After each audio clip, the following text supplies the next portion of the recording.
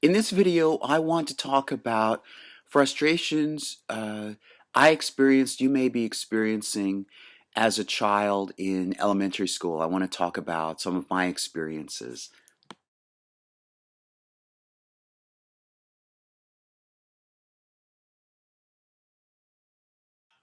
In this channel, I've been talking about things in my past, delving into how I think about how I operate, um, my experiences, and hopefully talking about things that you may also be going through, and hopefully it'll help you out or enlighten you on psychology, sociology, how people think in general, and how people can cope.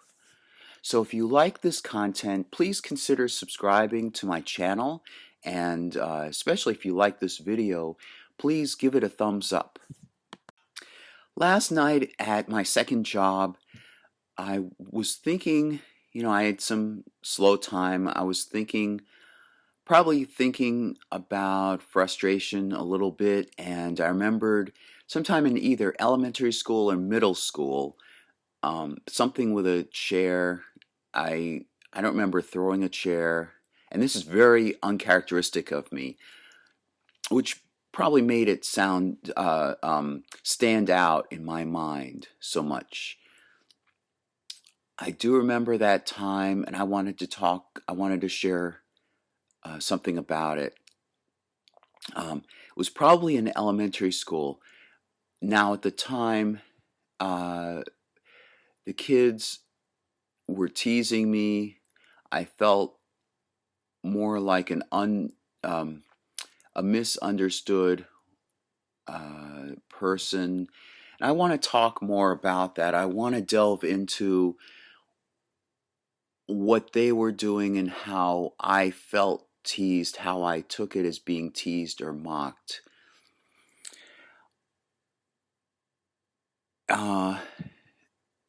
It was probably in elementary school. I do remember one time when I stood up in recess. There were two kids. I won't mention their names, but there were two boys who were in my same class who would just who just seemed to tease me and mock me more often. One of them I confronted in the schoolyard during recess. I just stood up to him. I don't remember exactly what happened. I think of it as being something of a fight, although we didn't punch each other. Perhaps I just stood up for myself. And I remember him backing down. And I remember, strangely, other kids, even the teachers, congratulating me on what I had done. In retrospect, I won't mention their names again, but thinking about it, it's odd because the one kid that I stood up to was also interested in something, one of the Transformers, and I was interested in Transformers, and he didn't seem, now from what I remember, so much as a bully. I think he name called me. I think a lot of what was going on at the time was they were uh, they were sorry if that made you seasick. I was adjusting my camera. They they name called me and used silly names in order to mock me. And there was a lot of like pointing, oh, look who's behind you, or look who's next to you.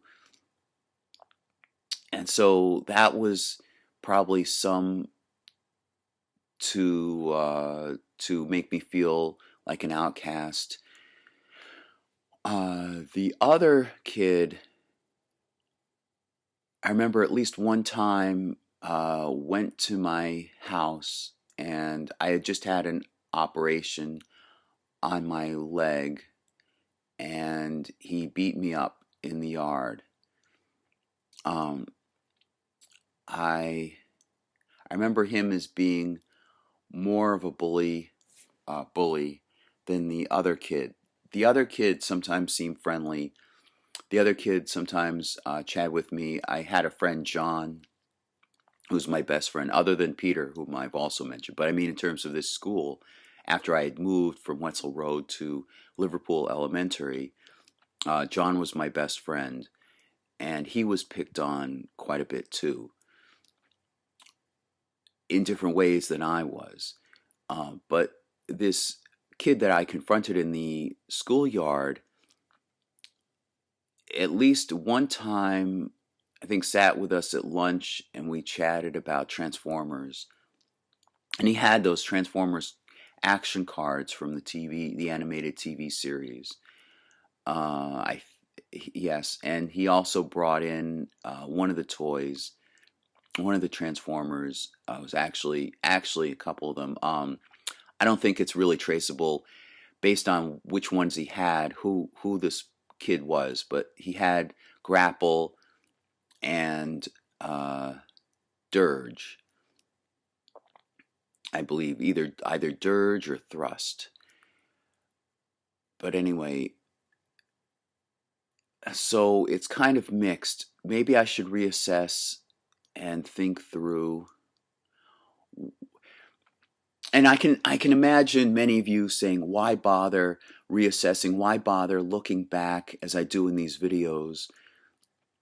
I want to understand what was really going on.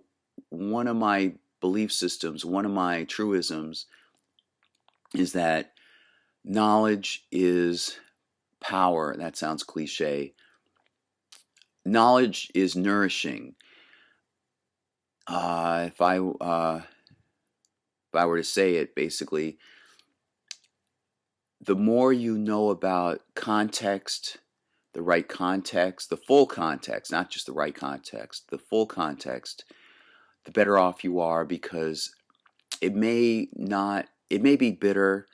It may not be the best situation you'd want to be in, but at least if you are fully aware of the accurate context about an experience, the better off you are. At least you know where you stand and you know what's really going on. I guess that breaks down into the difference between fantasy and reality. I'd rather stay in reality, knowing what's truly going on, instead of being fooled or fooling myself. All right, so um, so let's get back to what I was thinking about last night about frustration. In school, elementary or middle school, I remember something with a chair. I remember a girl. This may have happened more than once. Again, it seems very uncharacteristic of me. Even at the time, I remember like throwing a chair um, at a girl in a classroom. Maybe I'm misremembering that to some degree. But okay,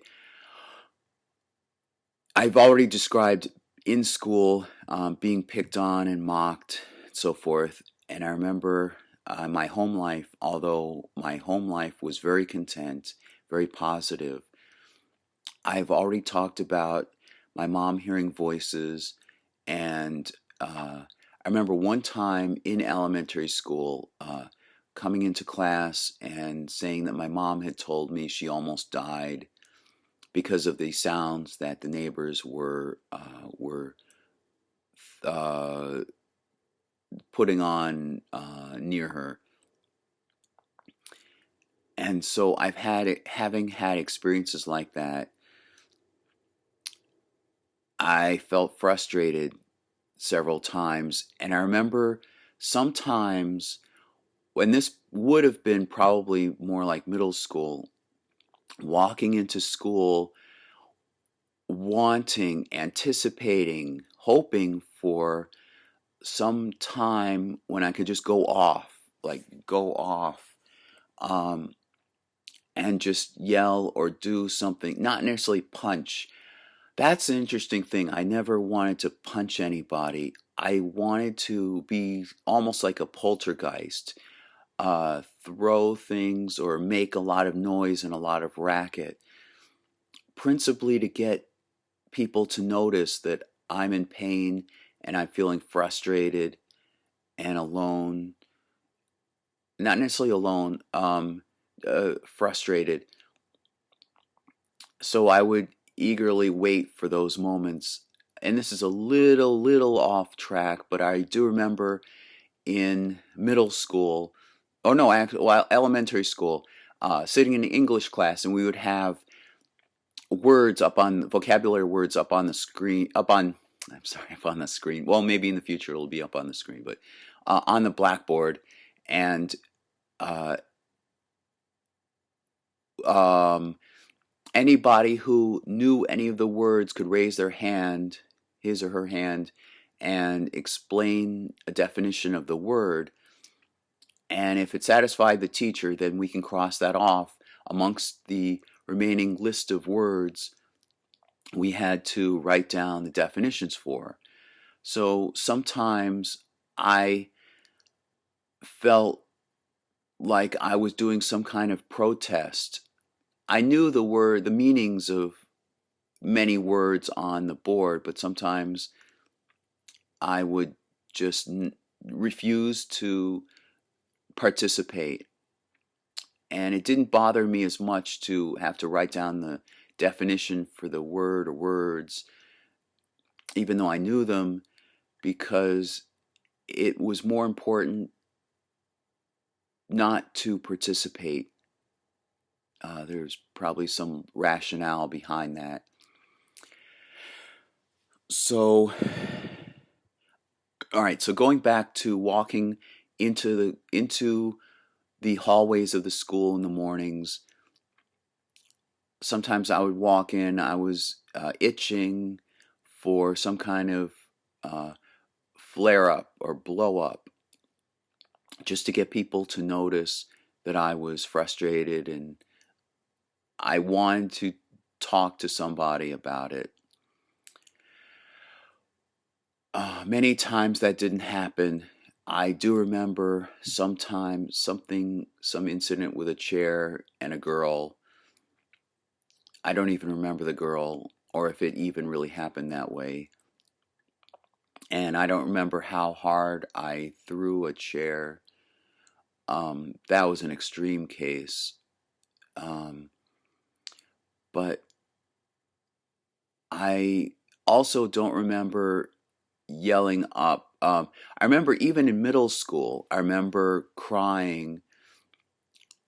I remember sometimes just breaking out into crying, sobbing to myself in class. And I remember hearing voices of kids around me saying, "What's wrong? What did you say to him? What's going on?"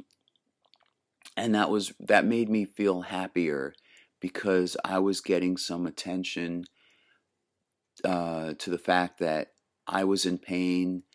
And again, I know the word frustration keeps coming up, but that's the closest word I can come up with for this general feeling of feeling powerless and feeling a lot of pain and wanting some sympathy and attention. And I remember one kid, I know who he is, but I don't want to mention his name, in middle school, telling me, like, we were sitting in the classroom, and I was at my desk and he was at a desk ahead of me nearby, and telling me, "Don't cry. People would think you're a crybaby. Like, essentially, be a man and be an adult." And I've had a weird feeling remembering that, because I think anybody who's in pain should let out a healthy cry. So where else do I go with that? Hopefully, as I'm sharing this, it's letting you know that you're not alone. If you've experienced this, or if you've had similar experiences. Sorry, I'm looking at my notes right now. Maybe I should move my notes a little closer. Sorry about that. So I wanted to talk about my sense of power, finally, to be able to get others to notice that I'm stuck like that, and I'm feeling frustrated. I guess that's about it for now. Um, I do want to talk, now that I've talked about girls and chairs. That does bring to mind um, a video I want to do. I'll do a video after this one, right after this one, about some girls who asked me out, and wondering wondering what was really going on, and just talking about maybe missed opportunity or whatever. Okay, see you in the next video.